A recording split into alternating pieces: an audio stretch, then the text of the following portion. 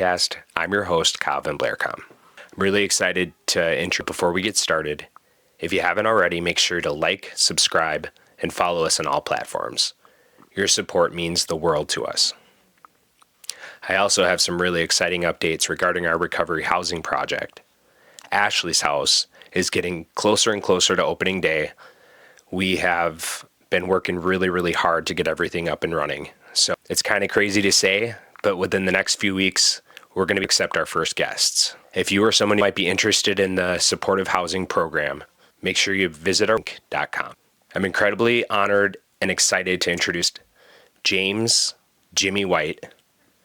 We had the pleasure of meeting a different event for We Support Recovery, their annual Oktoberfest.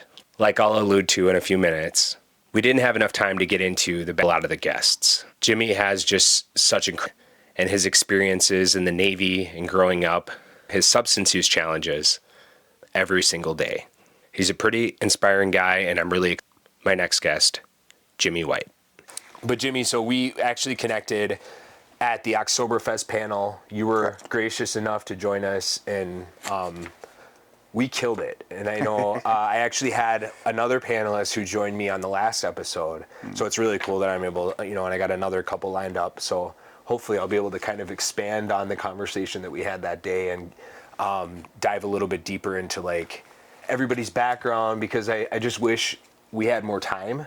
Yeah. That was the biggest definitely thing. Experience, though. Yeah, it was a great fun. experience. You did great. I know you were nervous, and it was it your first time getting up in front of a crowd like that and sharing those? Since college. Okay. Like since the little bit I did in college. Yeah, I mean, you have to do presentations in front of a group, but yeah, there was quite a few people. I don't know if I was mentally prepared to see that.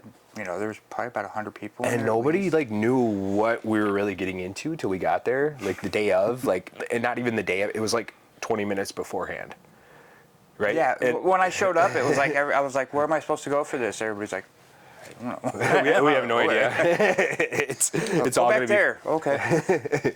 Well, you did great, and I thought anytime we share like our experience, like you said earlier, it's all about helping people, know. And so I know it's not easy to get up in front of people or blast your stuff on the internet, but it's always like, you can, if you can touch one person or inspire one person. Help one person, it's worth it. Yeah.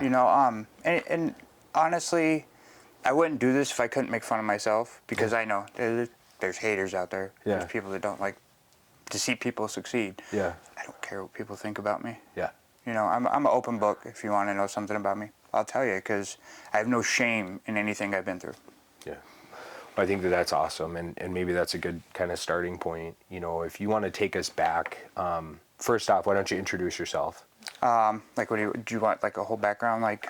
Yeah, just your name, where you live, where you're from, where you grew up, stuff like that. Well, my name is James White. I go by Jimmy. I grew up pretty much all over the place. I was born in Whittier, California. So I spent the first, I'd say, 10 years of my life in the greater LA area, and then moved all over Southern California. Wow. Actually lived out in Ohio for a while, Iowa, all before I graduated high school. How come you guys moved so much? Well, after my mother died, it was just me and my dad. So he was struggling. I decided to go do what I wanted to do. Sure. I didn't know how to deal with any of the pain I was going through. And my dad had pulled me away from my mom's entire family. Okay. Because he thought it was toxic. So I'm like, that sucked, but I don't judge him for it, because he was just doing what he thought was best. Yeah. So I got pulled away from that and introduced to a whole other family, so I didn't just lose my mom. But,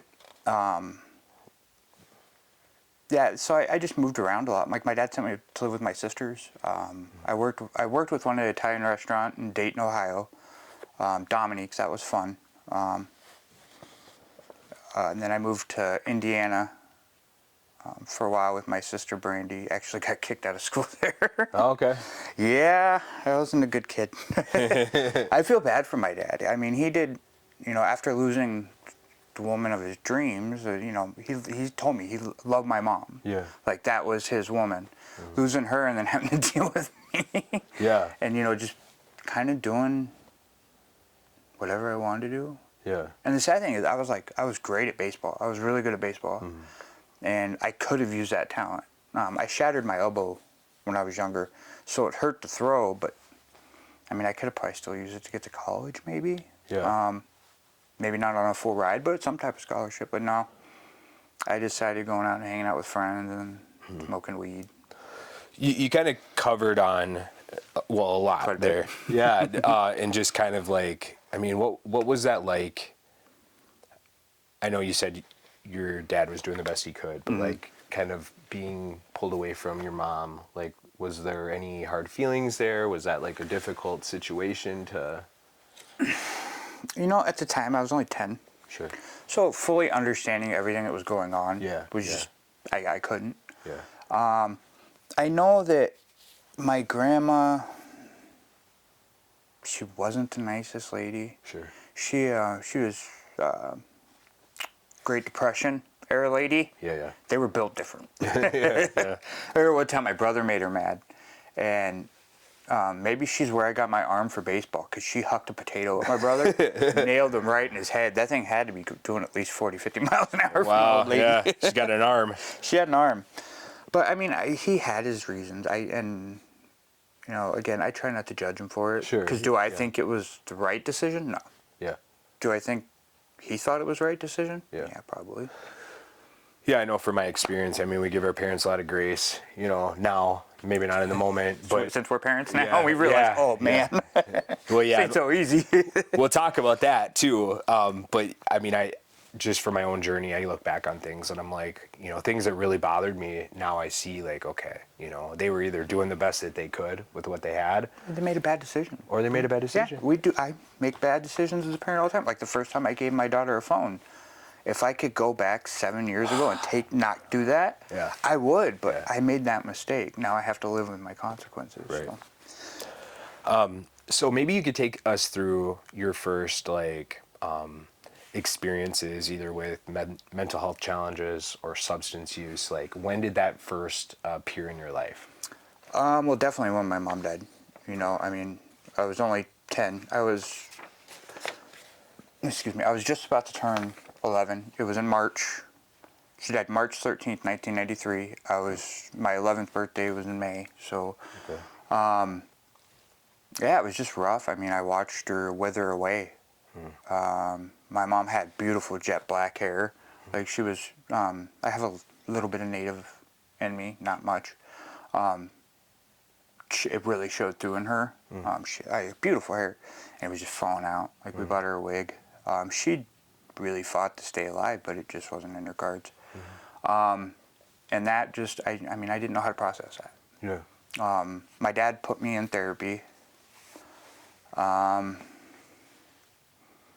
Again, I don't even want to say it because it puts my dad in a negative light, but it's the truth. He put me in therapy more for the lawsuit, because we were suing the doctor for wrongful death because he diagnosed my mom with a back sprain. She had small cell carcinoma, so it was like really bad. So he put me into, and I mean, I was devastated. I was a mama's boy at that time. Yeah. So, I mean, I was devastated, and it was good that he put me in therapy, but I think his motives are kind of Sure. for the lawsuit. But yeah, I mean, and then after that, it was always a struggle with depression, up and down moods, mood swings. That's when the borderline personality disorder, I look back, I see all the signs popping out right after that. Yeah. So I'm sure that probably was a catalyst. And that's a really good point. I think I mentioned that later in my questioning, but can you kind of describe like what borderline personality disorder is? Like, how did that look for you? I know it can look different for different people, but like, how does that appear, With me personally, it's anger.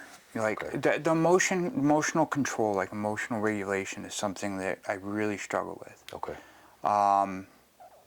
And of course, mine being major depressive too. Yeah. And like, I don't want to say I have bipolar, because it's such a broad label anymore anyway. But I don't have bipolar, but I do have a mood disorder, Sure. which borderline personality disorder. Kind of is a mood disorder. Sure. Yeah. Yeah. But I definitely feel that the emotional regulation is just something that I struggled with right after that, because, you know, such a traumatic experience and not knowing how to regulate my emotions yet, Yeah. I think sent me down a bad path of regulating my emotions. Sure. If you kind of understand what I'm saying. Yeah, for sure. Because I didn't handle them correctly. I was 12 when I started smoking cigarettes and started experimenting with weed. So it was only a few years after that. Yeah. I was a straight A student before that. Wow. Then I struggled after that. Not from intelligence, but just I didn't care. Yeah. I stopped caring. Luckily, my dad, you know, he's pretty smart, because there was a few times that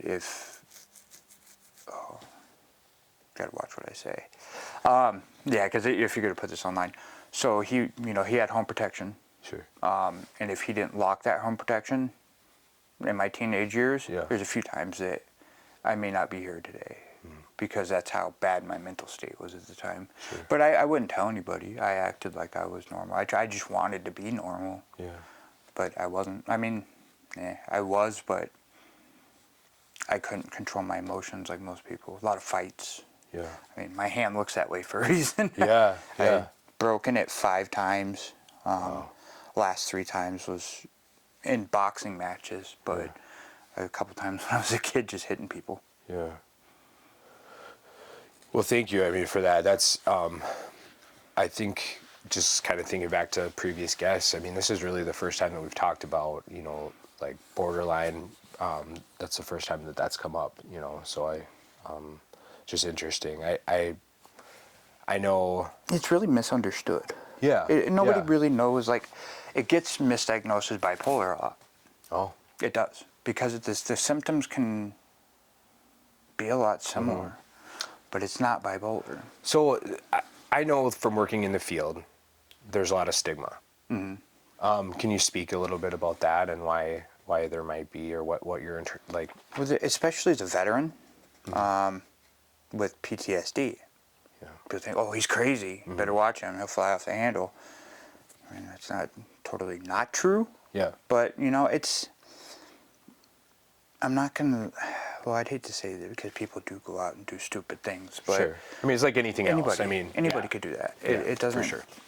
you know, necessarily mean that somebody just because they have a mental illness is going to be crazy. They're not. It's just most mental illnesses deal with the person not liking themselves. Yeah. You know, it's more internalized. And how they cope. Yeah, coping is I think, like the hardest thing to learn when you have a mental illness, because our coping skills suck. That's why that's why we're where we're at. Yeah. Especially, you know, with my mental illnesses. Plus, I decided to throw an addiction on top of that. Double winner. Yeah, and you know, addiction changes your chemistry in your brain.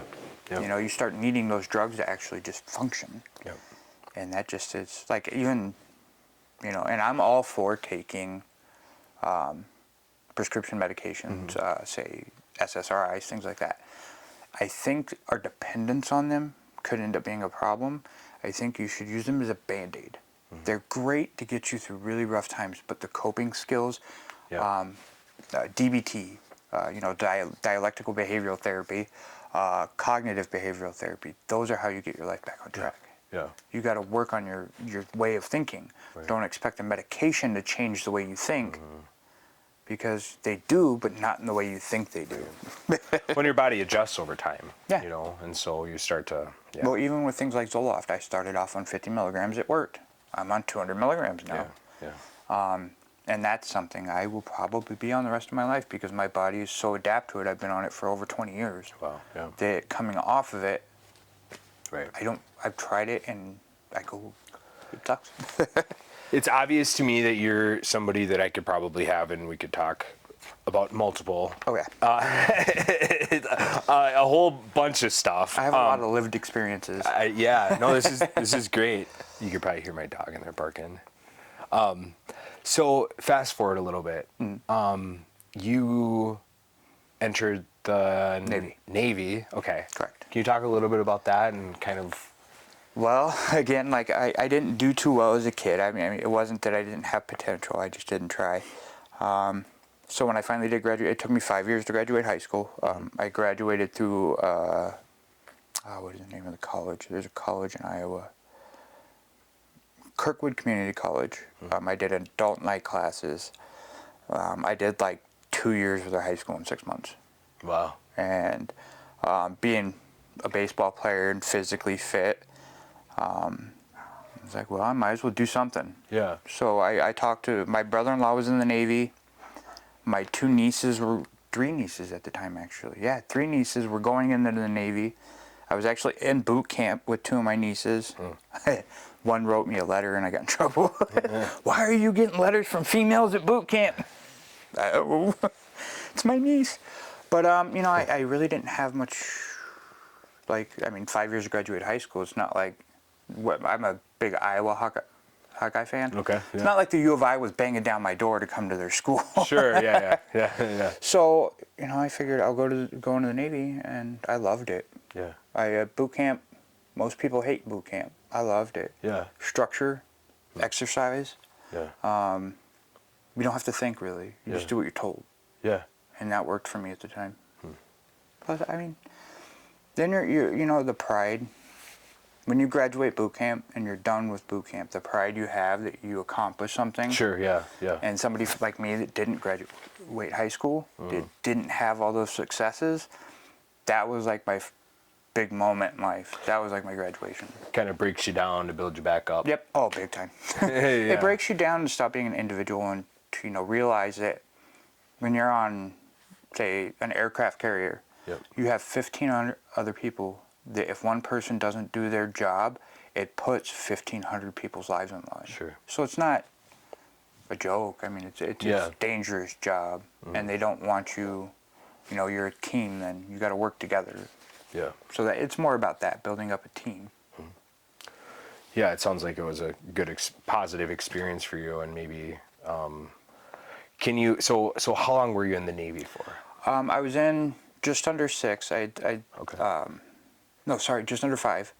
I had signed a 5-year enlistment, and I was almost done with my enlistment, but then they separated me. I'd gotten into the car accident, hurt my lower back, which that actually didn't get me separated, but I worked at VR 52, and as an E4, I ran the flight line at night, which for an E4 is pretty unheard of. It's usually E5s.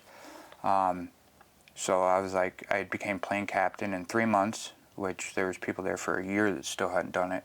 So I was just good at what I did. I was good at organizing my sailors to get re-riggings done, get planes locked and fueled and right back out. And then after that car accident, it took so long to recover from it that they had to take me out of the squadron. So I got put back in AIMD, and I just got depressed. Yeah, I can imagine. I mean, that was a big part of your life. Yeah, that was my life. Like when you're in the military, it's a lifestyle. It's like your whole. It isn't just being in the military. You like are the military. Yeah. It's like everything you do represents the military. So even if you're in uniform or you're not in uniform, you live under different rules than the rest of society. A lot stricter rules. So I mean, it's just different life. Well, and you'd almost found kind of your calling or your purpose in life coming from a lot of chaos in your life, and you found kind of your thing. Yep. And then in some ways that was taken away from you. And I mean, I can imagine that would be difficult. It was taken away, and I was introduced to something else. Yeah, talk about that. Pain pills. You know, it didn't start off like I'd had pain pills before. I had a hernia surgery when I was 14, and that was probably one of the most painful surgeries I've ever had because they actually have to sew your stomach wall back together. Oh wow, yeah. And so I mean, I'd been introduced to them. My dad had them. He would give me occasionally when I'd get hurt in baseball or something. But then after the accident, though, I started getting a lot of oxycodone, Valium from the military. And I didn't actually, like, the addiction didn't get really bad in the military. I actually quit. But my mental health ended up getting me separated. So, because I just never bounced back from losing that job. So when I got out and I went to the VA, because I got out 80% disabled right off the bat. When I went to the VA, that's when I started really getting them. And then across the street, I had a hospital. It was a Kaiser Permanente. My wife was working, and I wasn't at the time. I got laid off from Caterpillar because my back just kept messing up. I ended up getting testicular cancer too, so more pain meds. Right. And basically it just took off from there. And then my back wasn't even as bad as, like, I would play it off a lot just to get the pain meds. Sure, yeah. 3 different doctors writing me scripts every month. And I would, like, literally get a bottle of morphine, extended release, and I think it was a 30 milligrams. I would just take a handful and chew them, you know. But then 10 years of my life, I wasn't a father to my daughter. Like, I wasn't anybody. I was just there. I was literally like a clump of cells. Like, that was it. No motivation, except for, and you know, after a while being on pain meds, I noticed that I did have pain, that more pain was coming in, because it really takes your body's threshold for pain to like 0. So anything that happens becomes excruciating. It's so interesting to me. My thing was always speed, uppers. You know, I've done them, but I don't really like them. so it's just fascinating to hear, you know, people like my wife is the type, she would have taken painkillers and cleaned the house, you know. See, that's how I was at first. And and so I just, for me, like, I got in a car accident and they gave me a bottle of Percocet and I took one of them. Knocked you out. Yeah, and like it made me, just feel like crap, and I couldn't shit, and it was not a good experience for me. So Yeah. And see, and like when I do things like speed or meth, I don't get a big euphoric feeling from it. I'm just awake. yeah. And then, like, I hate it. Actually, I really. Yeah, hate it's. it. I mean, and you're not the first person that said that. It's just, you know. People have different. Like, I'm a downer guy. I'm Yeah. definitely a downer guy. And Yeah. some people like uppers. Some people like to be awake, and I don't. Yeah, I don't know. I mean, so maybe this is a good point to kind of pivot into like the turning point for you. Okay. Obviously, you spent a lot of time addicted to, you know, opioids. You had struggles with your mental health. Like, what was the catalyst to like get you out of that place? Almost dying. Okay. I had gotten to a point to where I would do any drug you put in front of me. They you know, after a while, they do start noticing that you're, hey, this guy's taking a lot of opiates. We gotta cut him off. But I was taking opiates and Xanax. Okay. So they cut me off, and that started, you know, right before my dad died. Started about a 5-year journey to where any drug that I could find, I would do it. And through that time, I ended up doing meth, heroin, you name it. I started shooting up, and that's, you know, never doing it in my entire life. Yeah. And then being introduced to it and sitting in your bathroom using the same needle 10 times. Right. I got an abscess in my arm right here. Well, being embarrassed to go to the VA, I waited 8 days to go in. Luckily for my friends, they, you know, threw me in a bath when my temperature got about 108, 109. Threw me in a bath. Wow. I drove myself from Cushing, Wisconsin to the VA. I don't remember any of that. I don't remember getting to the VA. The first thing I remember is the doctor. I was asking the doctor because my arm was swollen. Yeah. I look like Popeye. Yeah. And I asked the doctor, so I'm like, lose my arm. And this was like the first thing I remember. And it's the scariest thing I've ever been through my life. And he goes, well, let's work on saving your life first. And I'm like, I'm dying. That's when it clicked. Like, I'm dying right now. And it was, you know, wake-up call. Yeah. And then, you know, they wanted me to stay at the VA for 6 months because I went septic and it was bad. My feet were the size of footballs. It sucked because I was in so much pain. Yeah. Like, I mean, even when I had the surgery to have this removed, they couldn't knock me out. Wow. I was too sick. So they gave me a little bit of pain medication, and they tricked me. He said, we'll give you more when we get in there. And we get in there and they start cutting. And now, mind you, this is all infected, so they're cutting on infected tissue while I'm awake. And I'm like, please give me more. And they said, we can't. I was like, I hate you right now. It was probably one of the most painful things. Yeah. But I did it to myself. You know, I'm the one that stuck that needle in there. Right. So. Your tolerance was just so incredibly high at that point. Yeah, that's... Well, and they couldn't like give me anymore because literally my body was so weak.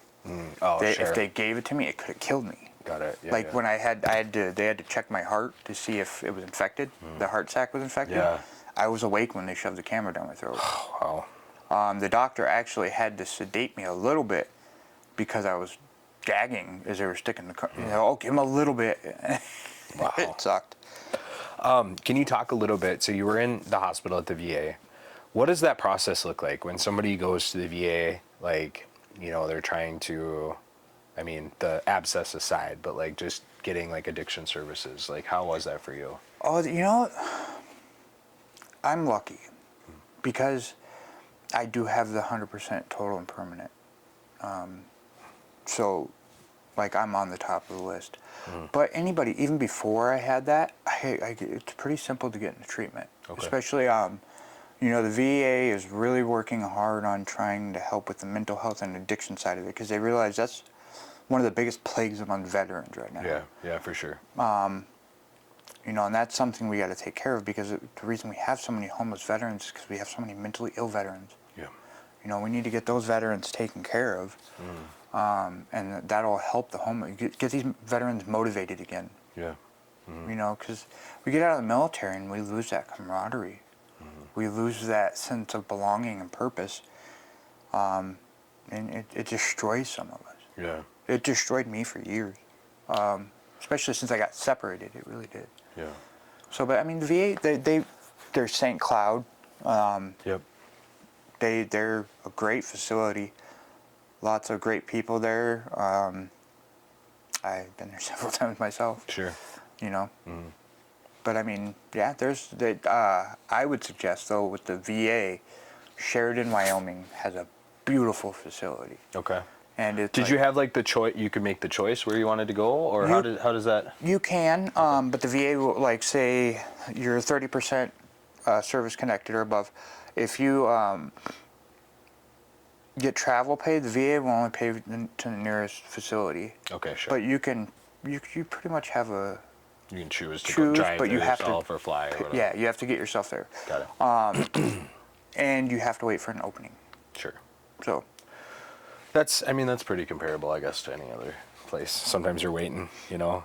well, and you know, but they will make you know, they go by your needs. Sure. So if there's a veteran that's in really bad need, Yep. they will take him a little earlier, I believe. Now, don't quote me on that because I don't work for the VA. So, Sure. But that was my experience. Like I'd gotten in pretty quick because my dad died. Well, he was dying when I went into treatment because I promised him I was like I won't give up, and I was pretty messed up at the time. So Yeah. I went like 3 days before he died. Wow. So you were in treatment when he passed. Yeah. That was the safest place for me to be. And I think he understood what I was trying to do with it. Yeah, that'd be a difficult thing. And just to have that awareness now, you know, look back and say, I had to do that or else, you know. And to make that decision to see my dad sitting there so sick, honestly, it wasn't as hard as you think it was because I was tired of watching it. Like, I mean, as much as that sucks to say, like, he was so sick and it was like, he was my hero. Sure. You know, he had been there anytime I needed that man. I mean, being on the streets of Dayton, Ohio, I called him. He drove from Iowa. Wow. 16 hours overnight, got me the next morning. Like, that's how awesome of a dad I had. So, like, I had a hard time watching it. So that was kind of, you were in a safe place. You were far away. No, yeah, and I think he knew that I was trying to put him at ease. Sure. Like, hey, I'm going to treatment now. You don't have to worry You're about okay. what's going to happen to me Sure. when you go. I'm going to take care of this. Yeah. And, you know, it didn't work that time. Like, I didn't get so, but I did. You know, I kept that promise to him. Yeah. Yeah. So I'm never going to give up. Yep. So that was kind of the beginning of your process. Can Yeah. you talk a little bit about that? Like, when did you realize that recovery was possible for you? oh man, after honestly, after I got sober, because I didn't think it was. Yeah. I thought, oh, every time, because relapse is a part of recovery. It really is. But it's hard to see your way out of a relapse too. Like, oh, it's just going to keep happening. It's just going. But your last time is your last time. You don't know what your time is going to be your last time. Hopefully, it's this time. But you just got to keep trying. Yeah. And part of your experience was medication. Yep. Suboxone. Can you talk a little bit about like had you tried that before? Was it like, I mean, what would you say is like the perfect combination of things that made I don't want to say made it possible, but made it easier for you? I would say the VA was just the VA was a big help Yeah. in me getting sober. The Yeah. counseling and everything. The medication. I think due to my relapse history, Yeah. it really did help because it gives me a little bit of that so I don't have all those cravings. Sure. I'm a very impulsive person. Yeah. With borderline personality disorder, that's another thing. You're very impulsive. Well, not everybody, but in my case, I'm very impulsive. And I do have a hard time, even as a 43-year-old man that's been through tons and tons of therapy, still doing therapy, I still have moments where my impulsivity is like, woo, hey. So Sure, I have to be yeah. very careful with that. But that the medication kind of took that part away for a while. Yeah. And I was on a very high dose for a while because I was comfortable there. Now see, there's the downside of the medication too. Medications like that can be abused. Sure. That was actually my introduction to it, was abusing it. Okay. So, I mean, honestly, you need the motivation, you need that will. Nothing else matters if you have that, because when you're at a point where you're willing to do anything to be sober, when you're willing to do anything to get better, you'll do that. Yeah. You got to have that want. And I think religion is where I get a lot of mine, because it kind of takes you out of yourself, and again, just like being in the military, takes you away from being an individual and puts you as something bigger. Yeah.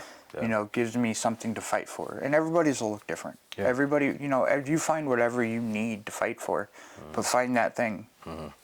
Whether even if it's yourself, I guess. I mean, it's kind of selfish, but whatever you got. Yeah, yeah. No, I think that's really great, and maybe this is a good pivot into fatherhood, because that's another thing. You're now a father. Yeah. And I know Now a father. I've had a kid for a long time, but I haven't been a father for a long time. Yeah, yeah. So what's that? I mean, how is that for you? Like, what is obviously there's a shift that happened, and was there any was that relationship damaged at all? Like, did you have to rebuild it? Like, because your daughter's still kind of young, right? Well, I have two. Oh, okay. So Okay. I have my eldest. She lives in Washington. Okay. And then I have my youngest. She's 21. She'll be 22 next year. And then my youngest just turned 10, and she's here. My oldest, I'm still trying to. I wasn't there. I just wasn't. I was on morphine, and through my sick, twisted thoughts, I thought, oh, it's better that she doesn't see me like this. And she has a great stepdad, which doesn't okay anything I did. That doesn't make anything I did okay. But luckily, I'm lucky enough to say that she has a great stepdad. She was actually just recently diagnosed with borderline personality disorder as well, which devastated me. Like, because it's like I could be part of the cause of that. Sure. For disappearing. Yeah. And it makes you realize how important you are to your kids' lives. So, with this child, sorry, I'm trying not to say names because I don't want to name drop on. For sure. With this one, I saw what the damage I had done. Even though she had a great stepdad, I'm still her father. I'm still the one that made her life possible, and I wasn't there. And now she has to walk around And I'm sure she, somewhere inside her, she probably thinks, well, I must not have been good enough. You know, and that destroys me, because it wasn't nothing to do with her, just me. Yeah. What do you hope to see for your children? To not be like me. Yeah. Yeah. Which, you know, I mean, like I just said, the eldest was diagnosed with the borderline personality disorder. So we've been talking actually a lot more. Been trying to give her little pointers. Yeah. I wish I would have heard when I was younger. Yeah. Yeah. That's what I can do for her. She's an adult. Yep. I'm also trying not to,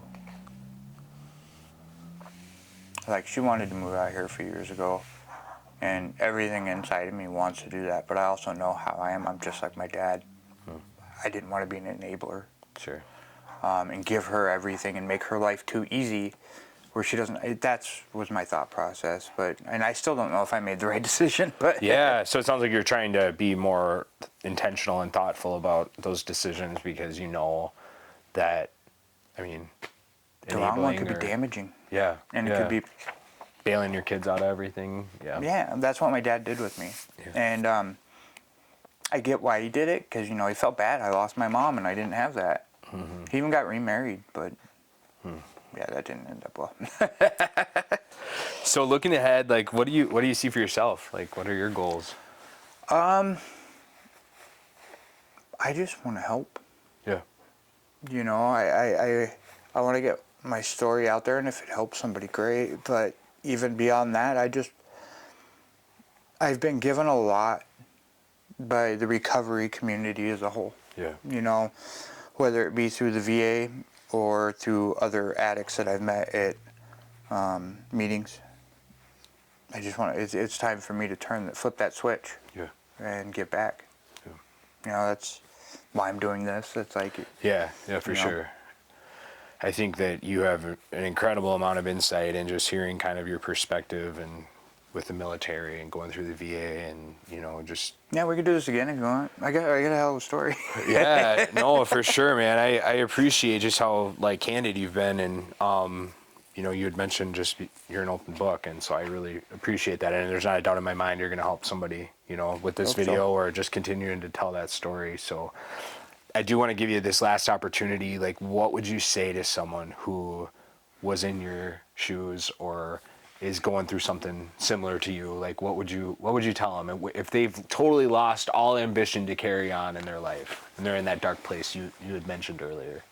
So there's always hope. You got to find it. Like, you know, I mean, you can be in the darkest place. I think back to when right after my father died and right after I got out of treatment, I had nowhere to live, and I was sitting in a trailer in Iowa in December with no heat.